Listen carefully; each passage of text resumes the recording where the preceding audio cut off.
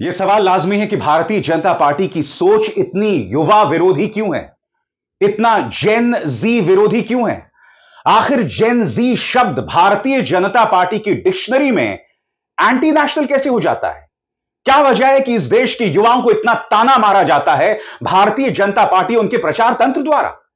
और सबसे बड़ी बात, युवाओं की उम्मीदों का प्रतिनिधित्व करने वाली भारतीय जनता पार्टी की जो छात्र संस्था है। अभी हाल ही में आप लोगों ने देखा कि नेपाल के अंदर नेपाल के जेनजी किस तरह से सड़कों पर उतरे और रातों रात उन्होंने सरकार बदल दी। लेकिन अब बड़ी खबर ये सामने निकल के आ रही है कि मोदी जी आखिर क्यों डर रहे हैं? भारत के जेनजी से आखिर इतनी नफरत क्यों? ये सवाल पूछा जा रहा है। क्या डर सता रहा है? दोस्तों, हमारा देश संविधान से चलता है, हम आपको बता दें। लेकिन भारत के जेनजी को लेकर जो खबर सामने निकल के आ रही है वो पैरों के नीचे से जमीन खिसका देगी। हमारे साथ वरिष्ठ पत्रकार मौजूद हैं अभिसार शर्मा, आप उनकी इस रिपोर्ट को देखिए। यह सवाल लाजमी है कि भारतीय जनता पार्टी की सोच इतनी युवा विरोधी क्यों है? इतना जेन जी विरोधी क्यों है? आखिर जेन जी शब्द भारतीय जनता पार्टी की डिक्शनरी में एंटी नेशनल कैसे हो जाता है? क्या वजह है कि इस देश के युवाओं को इतना ताना मारा जाता है भारतीय जनता पार्टी उनके प्रचार तंत्र द्वारा? और सबसे बड़ी बात, युवाओं की उम्मीदों का प्रतिनिधित्व करने वाली भारतीय जनता पार्टी की जो छात्र संस्था है यानी एबीवीपी, उसकी सोच इतनी छात्र विरोधी, इतनी आक्रामक, इतनी हिंसक क्यों है? यह सवाल किया जाएगा दोस्तों, क्योंकि एबीवीपी की जो छात्र नेता है दीपिका झा एक पिछड़े वर्ग के प्रोफेसर को थप्पड़ मारती हैं। एबीवीपी के ये कार्यकर्ता मंदसौर में पकड़े जाते हैं। वो लोग अपने मोबाइल के जरिए चेंजिंग रूम में जहां औरतें कपड़े बदल रही हैं उसे अपने मोबाइल के कैमरे में उतारने की कोशिश कर रहे थे। यह कैसे होता है दोस्तों कि कर्नाटक में भी इसी तरह से एक एबीवीपी का छात्र था या कार्यकर्ता था जिसका नाम था प्रतीक गौड़ा, वो भी इसी तरह की अश्लील हरकतें कर रहा था। आखिर एबीवीपी पर कोई लगाम क्यों नहीं? इनकी कोई जवाबदेही क्यों नहीं? ये लोग कुछ भी कर सकते हैं और जब सही मायनों में छात्रों के मुद्दे आते हैं तो ये लोग खामोश बने रहते हैं। यह सवाल किया जाएगा। साउथ एशियन यूनिवर्सिटी में एक लड़की का 4 लोगों ने अलेजिडली सेक्सुअल असॉल्ट किया है। वहां पर लोग प्रदर्शन कर रहे हैं। क्या एबीवीपी उनके पक्ष में सामने उभर कर आई? और जो लोग प्रदर्शन कर रहे हैं उन पर जुल्म किया जा रहा है। वो मामला क्या है दोस्तों, कुछ देर बाद बताऊंगा, मगर सबसे पहले परिचय दीपिका झा का। ये वही एबीवीपी की छात्रा हैं जिन्होंने दिल्ली यूनिवर्सिटी के एक प्रोफेसर को थप्पड़ मारा।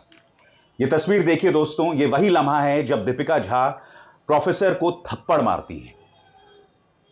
अब ये दीपिका झा माफी मांग रही हैं। उन्होंने कहा कि मैंने अपने सोशल मीडिया हैंडल पर माफी मांग ली। मैं आपको एक छोटा सा क्लिप दिखाता हूं दोस्तों। जब न्यूज चैनल सत्ता से सवाल करते हैं ना तो बड़े बड़ों की नींव हिल जाती है। आप देखिएगा एबीपी की संवाददाता अजातिका किस तरह से कटघरे में रखती हैं एबीवीपी की इस छात्र नेता को और किस तरह से दीपिका जो है वो भागना शुरू कर देती हैं। 20 सेकंड का क्लिप है। और जैसे मैं अक्सर कहता हूं, जब न्यूज चैनल्स सत्ता से सवाल करते हैं तो बड़े बड़े ताकतवर काम जाते हैं, क्योंकि इन मोहतरमा को यानी कि एबीवीपी की इस नेता को लग रहा था कि मैं कुछ भी कर सकती हूं, मैं अपने प्रोफेसर को थप्पड़ मार सकती हूं, मैं कुछ भी कर सकती हूं और मुझ पर आंच तक नहीं आएगी। देखिए एबीपी न्यूज चैनल ने किस तरह से एबीवीपी की इस छात्र नेता से सवाल किया है। जड़ें हिल गई साहब। यहां पर देखा जाए, आर्यन जी आ गए हैं, एक बार आप बात करिए। मैंने प्रोफेसर से भी माफ़ी मांग ली है और सोशल मीडिया पे माफ़ी मांग ली है। प्रोफेसर से मिली आप? प्रोफेसर से पर्सनली माफ़ी मांगी आपने? सोशल मीडिया पे माफ़ी मांग ली, वीडियो पे माफ़ी मांग ली, प्रोफेसर से मिलके माफ़ी मांगी, वो वीडियो नहीं देखी? मैंने माफ़ी मांगी है सोशल मीडिया पे। सोशल मीडिया पे प्रोफेसर से आप जा कर रही है? दोस्तों आज बहुत जरूरी हो जाता है कि एबीवीपी की छात्र नेता ने जिस प्रोफेसर को थप्पड़ मारा उनकी आवाज भी आप तक पहुंचाई जाए। आपकी स्क्रीन पर यह हैं प्रोफेसर सुजीत कुमार और इन्हें ही डूसू की जॉइंट सेक्रेटरी ने थप्पड़ मारा था। आज वो बता रहे हैं वो लम्हा, उन्हें क्यों थप्पड़ मारा गया। उनकी आवाज सुनिए, क्योंकि बहुत जरूरी हो जाता है कि प्रोफेसर सुजीत कुमार क्या कह रहे हैं। आज उनकी आवाज भी आप तक पहुंचानी बहुत जरूरी हो जाती है। इससे पता चलेगा कि एबीवीपी किस तरह की हुंडई तमाम जगहों पर कर रही है। सुना जाए। डिसिप्लिन कमेटी का कन्वेनर हूं। लॉ एंड ऑर्डर मेंटेन करने की जिम्मेवारी कॉलेज में मेरी है। परसों हमारे यहां यूनियन का ओथ टेकिंग सेरेमनी था और फ्रेशर्स वेलकम था। Principal by chance VC office जा रहे थे। उन्होंने कहा कि आप लॉ एंड ऑर्डर पूरे कॉलेज का संभालिए और मैं जा रहा हूं।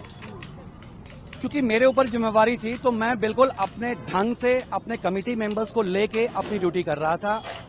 अचानक जिसका ओथ टेकिंग सेरेमनी था, जो इलेक्टेड प्रेसिडेंट है, उसको कुछ बच्चों ने पीट दिया।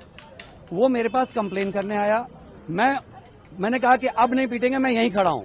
उसके बाद वो फिर जाता है वहां, फिर उसको पीट देते हैं और बुरी तरह से पीटते हैं। मैं दौड़ के वहां पे जाता हूं, उनको रोकता हूं और कहता हूं भाई ये गलत हुआ, ऐसा नहीं होना चाहिए था, तुमने ऐसा क्यों किया, मुझे प्रोग्राम रोकना पड़ेगा।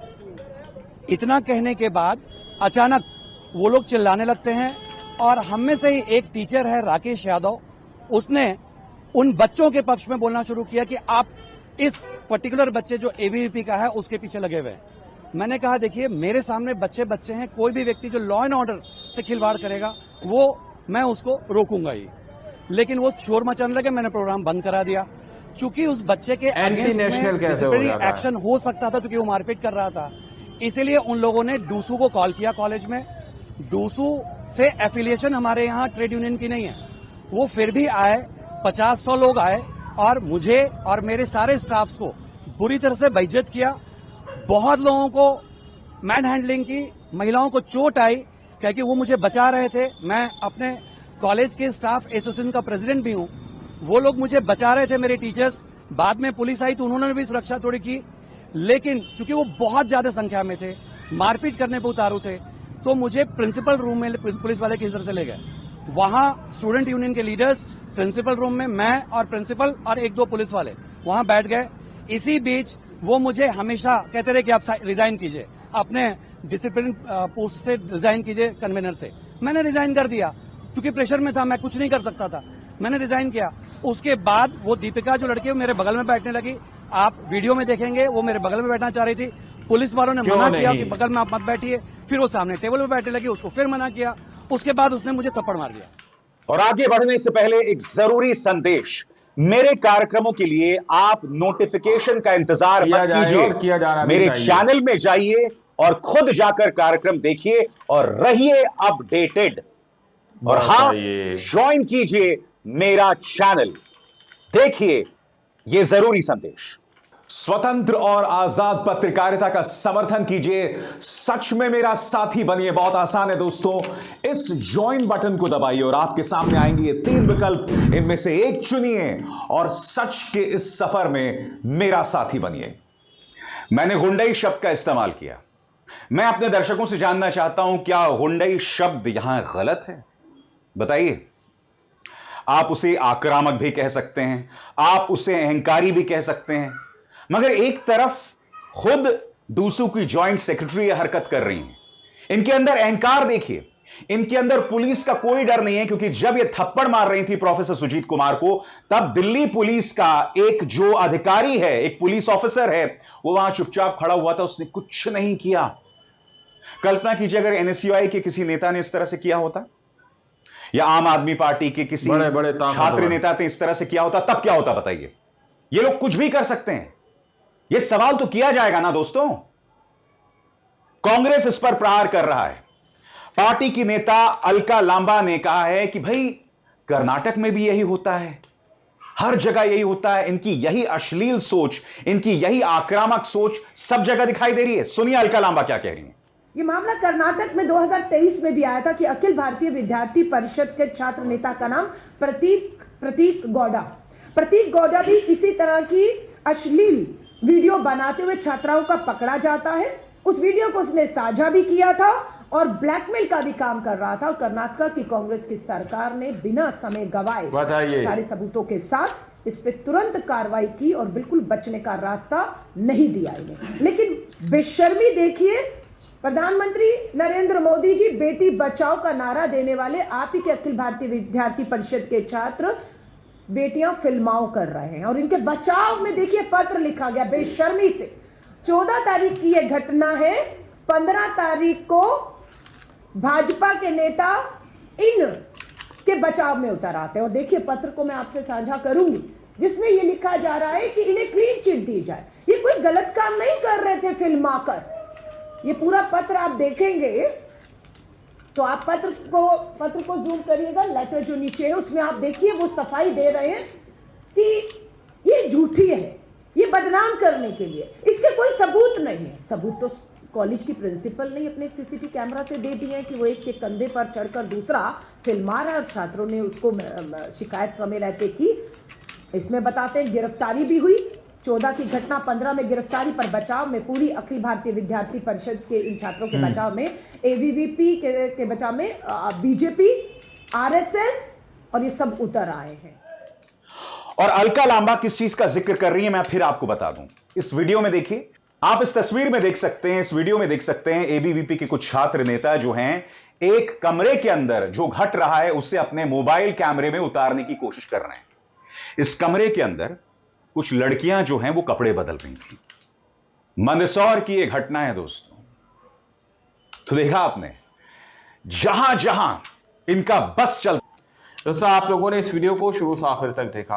वीडियो के अंदर साफ तौर पर बात की गई है कि किस तरह से भारत के जेनजियों पर अंकुश लगाने की कोशिश की जा रही है। वहीं पर एबीवीपी के जो छात्र हैं उन पर किसी भी तरह की नकेल नहीं कसी जा रही, उन पर किसी भी तरह से कार्रवाई करने की बात यहां पर नहीं की जा रही है। दोस्तों अभिसार शर्मा सीधे तौर पर कह रहे हैं कि एबीवीपी के जो छात्र हैं उनको खुलेआम छोड़ दिया गया है, वो कुछ भी करें, उन पर किसी भी तरीके का कोई लीगल एक्शन नहीं लिया जा रहा। वहीं पर भारत के जेनजी, भारत के युवा जो है उनके ऊपर लाठीचार्ज किया जाता है। अगर वो रोजगार मांगते हैं, अगर वो पढ़ाई के लिए स्कूल मांगते हैं, अगर वो इलाज के लिए हॉस्पिटल मांगते हैं तो बदले में उनको लाठियां मिलती हैं। ये तस्वीर और ये बात किसी से छुपी नहीं है, अभिसार शर्मा ने इस वीडियो के अंदर बताया है।